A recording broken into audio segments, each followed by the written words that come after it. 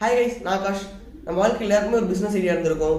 அந்த business idea பண்ணி நம்ம எல்லாருமே வாழ்க்கையில் வெற்றி பெறணும் அப்படின்னு ஆசைப்பட்டிருப்போம். நம்ம கிளாஸில் ஃப்ரீ டைம்லையோ டீ கடையில் உட்காந்துட்டு இருக்கும்போதோ பசங்க எங்கேயா ஜாலியாக ஊர் சுற்றும் போதோ நம்ம பிஸ்னஸ் ஐடியா பற்றி பேசியிருப்போம். இந்த பிஸ்னஸ் எப்படி இம்ப்ளிமெண்ட் பண்ணலான்ற அளவுக்கு பேசியிருப்போம். பட் அந்த சம் ஃபேமிலி சுச்சுவேஷன்ஸ், ஸ்கூல்ஸ் படிக்கணும், காலேஜஸ் படிக்கணும், அதுக்கப்புறமா காலேஜ் படித்து முடிச்சுட்டு உடனே ஜாபுக்கு போகணும், வயசாகிட்டே போகுது அப்படின்ற ஒரு சில காரணத்துக்காக அந்த பிஸ்னஸ் ஐடியா வந்து எல்லாருனாலையும் கண்டினியூ பண்ண முடியுமோ அப்படின்னா எல்லாருமே டவுட்டு தான். மேக்ஸிமம் நம்பர் ஆஃப் பீப்புள்ஸ் வந்து அந்த பிஸ்னஸ் ஐடியாவை கண்டினியூ பண்ணாமல் விட்டுருப்பாங்க. பட் அப்படி பிஸ்னஸ் ஐடியாவை விடாமல் கண்டினியூ பண்ணி தன்னோட 65 வயசில் சாதிச்ச ஒரு நம்பரை பற்றி தான் இன்றைக்கி இந்த வீடியோவில் பார்க்க போகிறோம். இந்த வீடியோ வந்து உங்களுக்கு ஃபைனலாக மோட்டிவேஷனாகவோ இந்த வீடியோ பார்த்துட்டு எத்தனை பேர் பிஸ்னஸ் ஸ்டார்ட் பண்ண போகிறீங்க அப்படின்னு தெரியாது. பட் இது வந்து ஒரு மோட்டிவேஷனல் வீடியோ. நாளைக்கு மண்டே அப்படின்றதுனால மண்டே மோட்டிவேஷனாக அந்த வீடியோ வச்சுக்கோங்க. KFC எல்லாரும் கேள்விப்பட்டிருப்பீங்க. கென்டக்கி ஃப்ரைடு சிக்கன் அப்படின்றது வந்து ஒரு அமெரிக்கன் பேஸ்டு ஒரு ஃப்ரைடு சிக்கன் கம்பெனி. அது எல்லாருமே கேள்விப்பட்டிருப்பீங்க. அதோட ஃபவுண்டர் வந்து கொலானல் சாண்டர்ஸ் அப்படின்றவர் தான் அதோட ஃபவுண்டர். அவர் வந்து சாதாரணமாக இன்னைக்கு வந்து உடனே பிஸ்னஸ் பண்ணி நாளைக்கு சக்ஸஸ் அப்படின்றது வந்து அவர் அனுபவிக்கலை. அவர் வந்து அவரோட ஃபுல் ஸ்டோரி நான் சொல்கிறேன், நீங்கள் வந்து அதை ஃபுல்லாக கேட்டுட்டு மோட்டிவேஷன் ஆகிக்கோங்க. கொலானல் சாண்டர்ஸ் எப்போ பிறகுறாரு பார்த்தீங்கன்னா 1890, அதாவது 1890 அவர் வந்து பிறகுறாரு. பிறந்த 5வது வயசில் அவருக்கு 5 வயசு ஆகிறப்ப அவர் வந்து ஃபாதர் வந்து இறந்து போயிடுறாரு. அவங்க அப்பாவை தவற விட்டதுனால ஃபேமிலி சுச்சுவேஷன் காரணமாக 6 வயசுலேருந்தே அவர் வந்து சமைக்க கற்றுக்கிறாரு. அவங்க அம்மா வந்து அவர் கொஞ்சம் கொஞ்சமாக சமைக்க எல்லாம் சொல்லித்தராங்க. இது மாதிரி இப்படி சமைக்கணும்னு சொல்லித்தராங்க. இது 6 வயசுலேயே கஷ்டப்பட்டு அவர் வந்துட்டுருப்போ 12வது வயசில் வந்து அவர் வந்து ஸ்கூலை ட்ராப் அவுட் பண்ணுறாரு. 7th படிக்கிறப்போ அவர் வந்து ஸ்கூல் ட்ராப் அவுட் பண்ணிட்டு வெளியே வந்துடுறாரு. பிகாஸ் ஆஃப் அவங்க அம்மா வந்து செகண்ட் மேரேஜ் பண்ணிக்கிறாங்க. செகண்ட் மேரேஜ் பண்ணோடனே அவங்க அம்மாவோட செகண்ட் ஹஸ்பண்ட் வந்து இவர் வந்து கரெக்ட் ட்ரீட் பண்ணலை, அப்யூஸ் பண்ணுறது, வீட்டில் வந்து அடிக்கிறது, அந்த மாதிரி சில அப்யூஸ்லாம் பண்ணிட்டு இருக்கிறதுனால அவர் வந்து ஸ்கூல் முடிச்சுட்டு வீட்டிலேருந்து வெளியே வந்துடுறாரு. ஸ்கூல் ட்ராப் அவுட் பண்ணிட்டு இந்த மாதிரி எனக்கு செட் ஆகலை, நான் வீட்டை விட்டு வெளியே போகிறேன்னு சொல்லிட்டு அவரோட வாழ்க்கையை அவராக பார்த்துக்கிறேன்னு சொல்லிட்டு 12 வயசு வெளியே வந்துடுறாரு. வெளியே வந்தோடனே அவர் வந்து வாழ்க்கையில் பிழைக்கிறதுக்கு எத்தனையோ வேலைகள் பார்க்குறாரு. என்னென்ன வேலைகள் மீன்ஸ் ரயில் ரோடு, அந்த ரயில்வேஸில் வேலை பார்ப்பாங்கல்ல. வெளியே வந்தோடனே ஃபஸ்ட்டு ரயில்வேஸ் தான் அவர் ஈர்த்துருக்கு. அதனால அவர் வந்து ஃபஸ்ட்டு வந்து ரயில்வேஸில் வேலை பார்க்குறாரு. ரயில்வேஸில் வேலை பார்த்தோன்னே அவர் வந்து கொஞ்சம் கோவக்காரர். அதனால ரயில்வேஸ்லேருந்து வெளியே வந்துடுறாரு. கொஞ்சம் இல்லை, ரொம்பவே கோவக்காரரு. அதுக்கப்புறம் வந்து ஒரு இன்சூரன்ஸ் கம்பெனியில் வந்து வேலைக்கு ஜாயின் பண்ணுறாரு. அந்த இன்சூரன்ஸ் கம்பெனிலேருந்து அவர் வந்து ஃபயர் பண்ணிடுறாங்க, நீ வேணாம் வேலைக்கு வேணாம், செட் ஆகுது வெளியே போன்னு சொல்லிட்டு. அப்புறமா அவர் வந்து கொஞ்சம் கொஞ்சமாக காசு சேர்த்து வச்சு லாக்கு படிக்கிறாரு. லா படித்து கொஞ்ச நாள் லாயராகவும் வேலை பார்த்துட்டு இருக்காரு. அப்புறம் வந்து கேசஸ் பெருசாக வரல அப்படின்னு சொல்லி லாலேருந்து வெளியே வந்துடுறாரு. அப்புறம் வந்து பஸ் கண்டக்டராக வேலை பார்த்துருக்காரு. அதுலேயும் இருந்து வெளியே வந்துட்டார். அப்புறமா வேற என்ன பண்ணலான்னு யோசிக்கிறப்போ வந்து ஒரு போட் வாங்கி ரிவரோட ஒரு சைட்லேருந்து இன்னொரு சைடுக்கு மக்களை ஏற்றிட்டு போயிட்டு அது கொஞ்சம் காசு சம்பாரிச்சிட்டு இருந்தார். அதுவும் கொஞ்ச நாளில் வந்து அமெரிக்கன் கவர்மெண்ட் வந்து அந்த ஆறுக்கு நடுவில் பாலம் கட்டுறதுனால அந்த பிஸ்னஸும் க்ளோஸ் ஆயிடுது. அப்புறம் என்ன பண்ணியிருக்காருன்னு பார்த்தீங்கன்னா, அந்த லைட் இருக்குல்ல, லேம்ப், கெரோசின் லேம்ப்னு சொல்லுவாங்கல்ல, அந்த கெரோசின் லேம்ப், ஆயில் லேம்பை வந்து சேல் பண்ணியிருக்காரு. அதுவும் கொஞ்சம் பெருசாக டெவலப் ஆகிற நேரத்தில் அமெரிக்கன் கவர்மெண்ட் வந்து எல்லா வில்லேஜஸ்லேயும் எலக்ட்ரிசிட்டி அப்படின்றத ஒன்று கொண்டு வந்துட்டாங்க. எலக்ட்ரிசிட்டின்னு கொண்டு வந்தோடனே இந்த ஆயில் லேம்போட நீடு வந்து அவ்வளோவா யாருக்கும் தேவைப்படலை. அதனால அந்த பிஸ்னஸ் ரொம்ப டவுன் ஆயிடுது. அப்புறமா என்ன ஆச்சுன்னு பார்த்தீங்கன்னா, அவர் வந்து ஆர்மியில் போய் ஜாயின் பண்ணுறாரு. ஆர்மியில் போய் ஜாயின் பண்ணி கொஞ்சம் நாள் நல்லா வேலை பார்த்துட்டு இருக்கிற டைமில் வந்து உனக்கு இன்னும் 18 கம்ப்ளீட் ஆகலை, நீ வந்து ஏஜை வந்து எவ்வளோ நீ தப்பான ஏஜ் சொல்லி சீட் பண்ணி ஆர்மியில் ஜாயின் பண்ணியிருக்கேன்னு சொல்லிட்டு 16 வயசில் அவர் வந்து ஆர்மியிலேருந்து வெளியேற்றிடுறாங்க. வெளியே வந்து அவர் என்ன பண்ணுற அந்த வெளியே வந்த டைமில் அவர் வந்து ஒரு பொண்ணியை லவ் பண்ணி அப்புறம் வந்து அந்த பொண்ணியை மேரேஜ் பண்ணியிருக்காரு. அவருக்கு வந்து 17 வயசில் மேரேஜ் நடந்திருக்கு. இல்லை 18 வயசில் லவ் பண்ணியிருக்காரு. 19 வயசில் அவருக்கு குழந்தையும் பிறந்திருக்கு. 18 வயசில் மேரேஜ் பண்ணி 19 வயசில் குழந்தை பிறந்திருக்கு.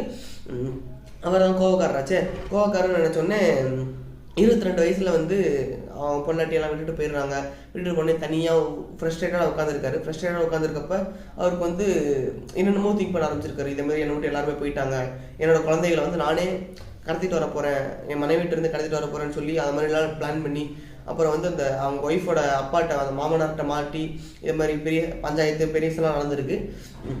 அப்புறமா என்ன பண்ணலாம், குழம்புக்கு என்ன பண்ணலாம் அப்படின்னு சொல்லி வெளியே வந்தோடனே ரொம்ப கிடைக்கிற எல்லா வேலையும் பார்த்துருக்காரு. பட் பிகாஸ் பெருசாக படிக்கலை, 12th தான் படிச்சிருக்காரு அப்படின்றதுனால டிஷ்வாஷிங் வீடு கூட போய் பாத்திரங்கள் வருது, ஃப்ளோர் க்ளீன் பண்ணுறது, அந்த மாதிரி சின்ன சின்ன வேலைகள்லாம் பார்த்துருக்காரு. இதெல்லாம் பார்த்துட்டு இருக்கப்போ நடுவில் சின்ன சின்ன ஹோட்டல்ஸ், ஹைவேல ஒரு ஹோட்டல் வச்சுருக்காரு. ஹோட்டல் வச்சுருக்கப்போ கொஞ்சம் நல்லாவே வருது. சிக்கன்ஸ் அந்த மாதிரிலாம் பொட்டேட்டோஸ் எல்லாம் சேல் பண்ணிகிட்ருக்காரு. சேல் பண்ணிகிட்டு இருக்கப்ப அவர் கூட போட்டியாக வந்த இன்னொரு கம்பெனி ஒன்று வருது.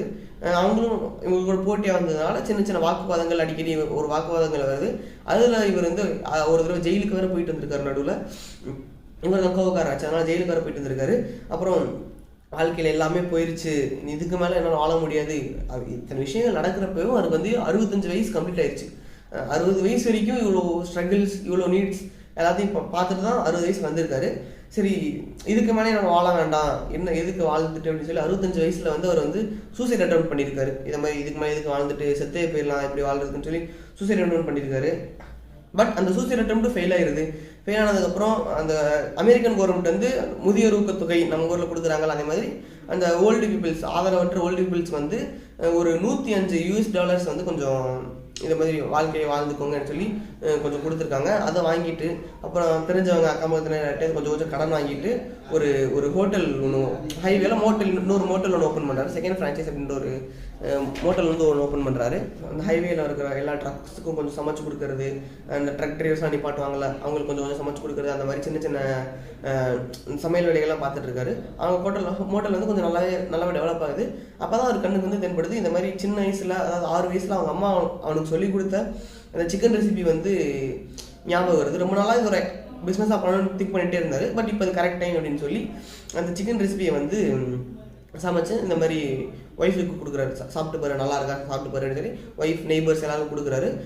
அதை வந்து அவங்களோட சிக்னேச்சர் டிஷ், இது எங்கள் மோட்டலோட சிக்னேச்சர் டிஷ்ன்னு சொல்லி வரப்போகிற அந்த ட்ரக் டிரைவர்ஸ் எல்லாத்துக்குமே கொடுக்குறாரு டேஸ்ட் பார்க்க சொல்லி. அப்போ வந்து எல்லாருமே நல்லா இருக்குன்னு பாசிட்டிவ் ரிவ்யூ வந்திருக்கு. சின்ன வயசுலேயும் இது சிக்கன் சமைக்கிறப்போ எல்லாருமே இந்த மாதிரி பாசிட்டிவ் ரிவ்யூ தான் சொல்லியிருக்காங்க. ஓகே, இது ஒரு நம்ம பிஸ்னஸை ஸ்டார்ட் பண்ணலாம் அப்படின்னு சொல்லி இதில் வந்து ஃப்ரான்ச்சைஸ் கொடுக்கலாம் அப்படின்னு சொல்லி எல்லா இன்வெஸ்டர்ஸ்கிட்டையும் போய் கேட்டிருக்காரு. இது மாதிரி சின்ன சின்ன பெரிய பெரிய ஹோட்டல்ஸ்லாம் இருக்கும்ல, இது மாதிரி நான் வந்து என்னோடய ரெசிபி வந்து உங்களுக்கு சொல்லித்தரேன், எப்படி டிஷ் செய்யணும் அப்படின்னு சொல்லிட்டு நீங்கள் வந்து எனக்கு அது கொஞ்சம் அமௌண்ட் மட்டும் கொடுங்க, நான் வந்து இன்னும் என்னோடய பிஸ்னஸை பெருசாக போகிறேன்னு சொல்லி கேட்டிருக்காரு. பட் போகிற எல்லா ஹோட்டல்லையும் நோ வேண்டாம் வேண்டாம் வேண்டாம் வேண்டாம் அப்படின்னு தான் சொல்கிறாங்க. அவர் வந்து அவரோட 65வது வயசில் 1009 ஃப்ரான்ச்சைஸ் இன்வெஸ்டர்ஸ் கிட்ட ஏறி இறங்கியிருக்காரு.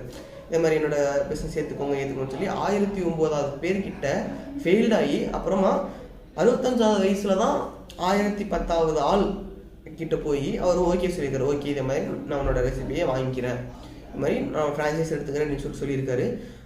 அந்த இன்வெஸ்டர் சொன்னது காரணமாக தான் இப்போ வந்து வேர்ல்டு ஃபுல்லாக எல்லா கண்ட்ரிலையுமே KFC, கென்டக்கி ஃப்ரைடு சிக்கன் அப்படின்ற ஒரு கம்பெனி இப்போ இருந்துட்டு இருக்கு.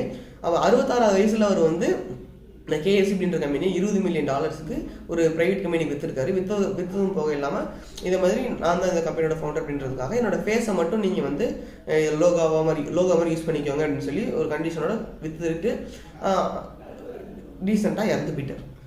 இந்த KFCயோட ஓனர் கதையிலேருந்து நம்ம என்ன தெரிஞ்சுக்கலாம்னு பார்த்தீங்கன்னா, ஏஜ் ஜஸ்ட் நம்பர். எல்லாருமே 30 வயசில் எனக்கு வந்து லைஃப் செட் ஆகலை, 28 வயசு ஆச்சு இன்னும் நான் செட்டில் ஆகலை அப்படின்னு சொல்லி ரொம்ப ஃபீல் பண்ணிட்டு இருக்காங்க. பட் அந்த நம்ம கோலனல் சாண்டர்ஸ் பார்த்தீங்கன்னா 66வது வயசில் அவர் வந்து பெரிய கோடீஸ்வரனாக இறந்துருக்காரு. சக்ஸஸ் அப்படின்றது வந்து இன்னைக்கு நாளைக்கு அப்படின்னு என்றைக்குமே வராது. சக்ஸஸ் எப்போ வரும்னு பார்த்தீங்கன்னா கண்டிப்பாக ஒரு நாள் வரும். அது வரைக்கும் நம்ம கன்சிஸ்டண்ட்டாக அதுக்கு ஒர்க் பண்ணிகிட்டே இருந்தால் சக்ஸஸ்ன்றது கண்டிப்பாக வரும். தேங்க்யூ. அடே, உடனே வீடியோ பார்த்து மோட்டிவேட் ஆகி நான் டீ கடை வைக்க போகிறேன், ஹோட்டல் ஓப்பன் பண்ண போகிறேன், ஜிம் வைக்க போகிறேன், ஃப்ரான்ச்சைஸ் வைக்க போகிறேன்னு சொல்லி கிளம்பிடாதீங்க. பிகாஸ் வேர்ல்டில் அதிகமாக ஃபெயிலான பிஸ்னஸ் பார்த்தீங்கன்னா ஃபஸ்ட்டு ஹோட்டல்ஸ், அதாவது ரெஸ்டாரண்ட்ஸ், அப்புறமா ஜிம்ஸ், இதெல்லாமே தான் அதிகமாக ஃபெயிலான ஒரு பிஸ்னஸ். அதனால் ஒரு டீசெண்டான பிளான், ஒரு தொலைநோக்கு பார்வை இல்லாமல் யாருமே பிஸ்னஸ் பண்ண போகிறேன் அப்படின்னு சொல்லி போகாதீங்க. Just make a good plan, make a way, make a path, அதுக்கப்புறம் பிஸ்னஸ்க்குள்ள போங்க, கண்டிப்பாக சக்ஸஸ் இருக்குது. தேங்க்யூ.